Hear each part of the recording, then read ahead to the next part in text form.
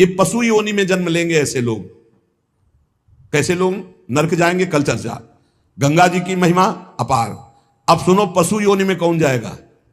जब जीव यहां कोई पापाचरण करता है तो भूतेश्वर भगवान मथुरा में है, उनका शासन होता है। ब्रज 84 कोष के जीवों को जो प्रेत योनि को प्राप्त होते हैं उनको, और जब मुक्त होने का अवसर आता है तो ऐसे छूट दे देते हैं। ऐसे नहीं है कि वो तुमसे, यहां ऐसा नहीं कि नहीं है, कई प्रसंग पाए गए हैं अभी तो देखिए। तो पशु योनि को प्राप्त होता है। देखो, जो रात के 11 बजे के बाद 3 बजे के बीच में भोजन करता है, ये निशाचर है। निशा माने रात, चर माने विचरने वाले। रात में खाना, रात में तुमको 8-10 बजे तक भोजन कर लेने का नियम। 11 आखिरी है, 11 के बाद भोजन में बिल्कुल नहीं होना चाहिए। ये रात नहीं है ऐसे कि तुम्हारा जब मना है तब भोजन। 11 से लेकर 3 बजे के बीच में बिल्कुल नहीं। शांति से भजन करो, सो जाओ, उपद्रव मत करो। अब सीटियां बज रही हैं 12 बजे, चलो होटल में चलते 12 बजे खाने, ऐसे लोग जाते हैं। पशु योनि निश्चित। अपवित्र भोजन, दुर्गंध युक्त भोजन, अभक्ष भोजन, इनको पाने में जो आनंद मानता, रात के 11 से 3 के बीच में भोजन, जो रात में आहार ऐसा करता है उसको पशु योनि मिलती है। जो दूसरों का धन चोरी करता है, जो विद्वान बन करके दूसरों की वंचना करके धन को लूटता है, जो अपने कर्तव्य कार्यों से अनभिज्ञ होकर मनमानी आचरण करता है, जो समयोचित सदाचार का ज्ञान नहीं रखता, वो मूर्ख पशु योनियों को प्राप्त होता है। जो हिंसक स्वभाव का है, जो अपने परिवार वालों को पीटता है, गाली गलौज, थोड़ी सी संपत्ति के लिए मारपीट, ऐसी लड़ाई झगड़ा, कलहप्रिय, कायर, कुत्ते की योनि को प्राप्त होता है। लिखा हुआ है वो कुत्ते की योनि को प्राप्त होता है। जो थोड़े से हिस्सा के लिए भाई बंधुओं को मारपीट, कलह, लड़ाई झगड़ा, इस तरह का व्यवहार, हिंसक स्वभाव, क्रूर स्वभाव, इनको कुत्ते की योनि प्राप्त होती है। जो चंचल स्वभाव, देखो कुछ ना कुछ करते जा, बैठे तो पैर हिला रहे, वो मतलब शांत नहीं रह सकते, उनके शरीर में वाइब्रेट होता रहता है। वाइब्रेट जैसे मोबाइल नहीं झंझनाता रहे, वो झंझनाते रहे। सुन लो भाई क्या बनोगे। और जो दूसरे के भोजन के लिए लालायित रहता है, कहां से निमंत्रण आ जाए, कैसे हो जाए, क्या व्यवस्था बन जाए, सुनो। और जब चलता है ना तो बेढंगे ढंग से चलता है, बेढंगे ढंग। और दूसरों की वस्तु देकर लुभायमान होकर छीनने का स्वभाव करता है, उसका अगला जन्म बंदर का मिलेगा, पशु योनि में बंदर बनेगा।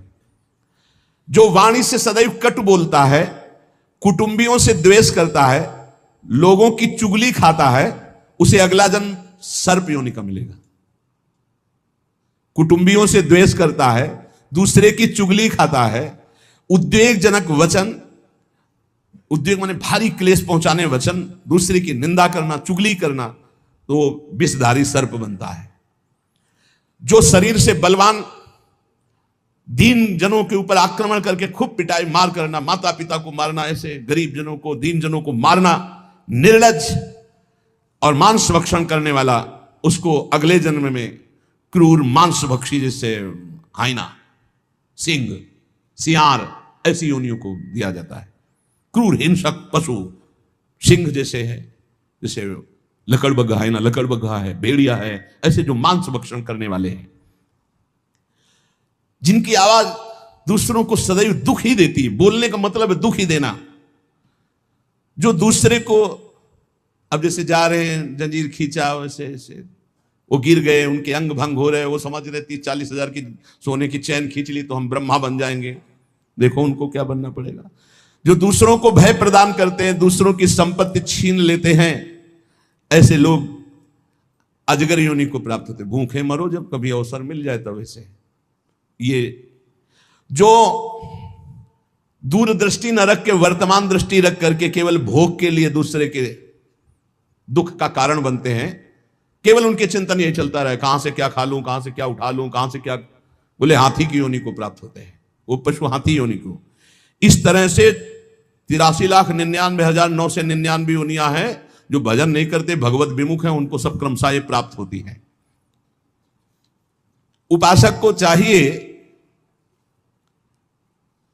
कि कम से कम इतना तो कर ले कि अगला जन्म मनुष्य का हो जाए, फिर भजन करे अगर कोई कमी रह गई हुई।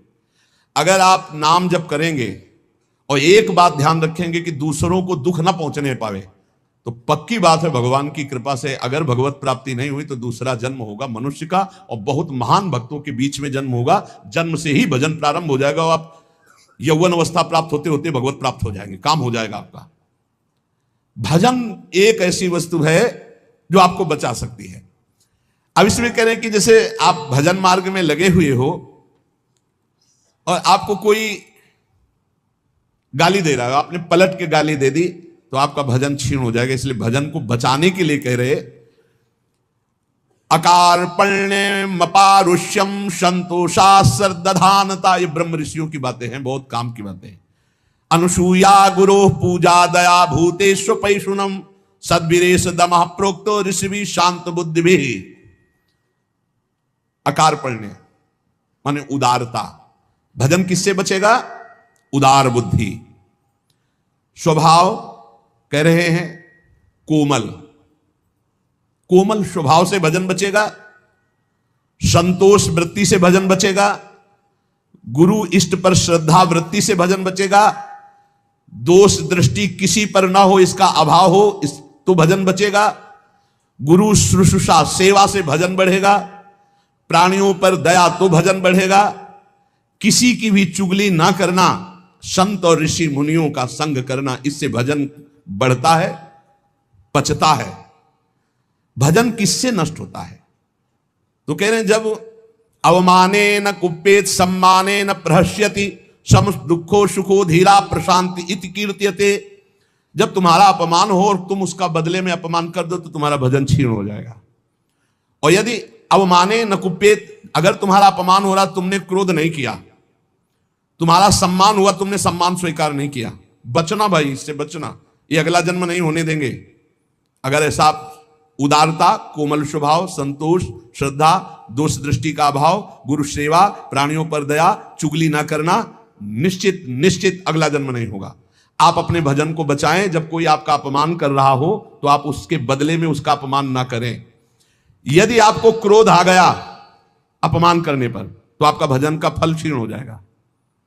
यदि सम्मान हुआ, आप आनंदित हो गए कि हमारा बड़ा सम्मान हो, तो आपका भजन क्षीण हो जाएगा। इसीलिए श्रीपाद भी कह रहे हैं सम्मानम कल्याति घोर गर्लम नीचापमानम सुधा, श्री राधा मुरली धरो भज सके वृंदावन मात्यज। जब कोई सम्मान करे तो उसे भारी विष के समान समझो। सम्मानम कल्याति घोर गर्लम, जैसे बढ़िया खीर मिल रही हो, कान में कोई आके कहते विष पड़ा है तो आप नहीं खाओगे, ऐसे ये सम्मान प्रणाम नमस्कार वाहवाही ये तुम्हारे भजन के नाश करने के लिए है, ये विष है, इसे मत पीना, स्वीकार मत करो। विश्व नमन करे करने दो, तुम स्वीकार मत करो, तुम हर्षित मत हो। और जब अपमान हो तो उसका अपमान करने वाले का कभी अपमान न करना। धीर पुरुष, प्रशांत पुरुष अपने भजन को ऐसे बचा ले जाता है। जैसे कोई अपमान कर रहा है, बहुत बड़ा अमृत है, सच्ची मानिए। जिसका अपमान हो रहा है वो साधु पुरुष जब अपमान सह जाता है तो उसका भजन बढ़ता है, वो सुख से भगवान में शयन करता है। और जब अपमान हुआ और अपमान दूसरे का कर देता है तो उसका भजन क्षीण हो जाता है, वो अशांत होकर के फिर जगत में शयन करता है। अपमान करने वाला जब कोई सामने से अपमान सह जाता है तो उसका सहन करना उसके नाश का कारण बन जाता है। अपमान करने वाले का निश्चित नाश हो जाता है जब वो सामने वाला बोले ना, केवल चुप रहे। ये बड़ी बात है, पर बहुत कठिन है। उस समय जब कोई अपमान कर रहा है, निंदा कर रहा है, आप शांत हैं, इसका मतलब आपके ऊपर गुरु कृपा है और आप अपने भजन को पहचानते हैं, भजन बचाना चाहते हैं। अपमानित होने पर चाहिए कि अपमान करने वाले की ना बुराई सुने ना बुराई करे। जैसे कोई आकर बहुत नीच आदमी आपको गाली दे रहा था, कान में अंगुली डालो, नहीं भाई वो नीच नहीं, भगवान उसके अंदर बैठकर मेरी परीक्षा ले रहे थे, मुझे पुष्ट कर रहे थे, वो नीच कैसे हो सकता है? अपने भजन पर दृष्टि रखे, ना उसकी निंदा करे, ना उसकी निंदा सुने, ना उसका बुरा चाहे। यद्यपि इसमें लिखा हुआ है कि जो अपमान करने वाला है उसका सर्वनाश हो जाता है। ऐसे महापुरुष का अपमान जब करे कि वो बोले ना केवल, तो वो अपमानित करने वाला पुरुष स्वयं नाश को दिया। बाबा के यहाँ 500 लोगों का भोजन बना, अब वहां उत्सव में 5000 से भी अधिक लोग आ गए, तो जो सेवक जन थे, भंडारी थे, भाग के आए, बाबा अब तो बहुत ही हानि हो जाएगी, क्योंकि सब लोग आ गए, 5000 के लगभग लोग हैं और 500 का ही भोजन बना है। बाबा जी ने कहा घबराने की जरूरत नहीं। गए, अपना ऊपर का चला ऐसे डाल दिया जो रसोई बनी हुई थी। बोले इसे खोलना नहीं, बस बांटते जाओ। सब पा चुके, जितना बना था ना। भगवत प्रताप। हरिराम व्यास जी की बेटी का ब्याह, रात्रि में बारातियों के स्वागत के लिए एक से एक सुंदर पकवान बने हुए थे, क्योंकि जिनके चेला मधुकर शाह राजा थे उनके पास कमी क्या, सब सुविधा। हरिराम व्यास जी ने सोचा ये संसारी आदमी इतने सुंदर सुंदर पकवान पाएंगे, ये तो ठीक नहीं है।